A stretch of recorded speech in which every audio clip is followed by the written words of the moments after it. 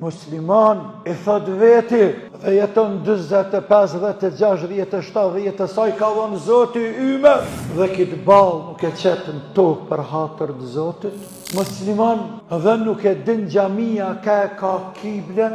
Musliman dhe i thu dikuj në fshat apo në qytet, a bën me më tregu ka i bie kibla tek ju këtu? Thot e qka është ajo kibla? Musliman, ku pa kështu musliman? Vëllezër dhe motra, Islami është madhështi o nuri o dritë, është dhurata më e madhe e Allahut për njerëzimin.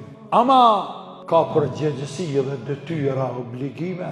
O musliman, nuk ka Islam pa namaz, nuk ka tren ai cili ta bën rafsh, ose edhe vetë është qashtu, ose se ka kuptu halaj vetë namazin, ose se ka gale as për ty, as për vetin. Për ndryshe, me shfletuar Kur'anin prej fletës të parë, që e këndojnë Fatihan deri në fund Kur'anit, gjeje një farz, një obligim prej të madhet Allah për rëpt të ti, që është përmendur më shumë se sa namazi.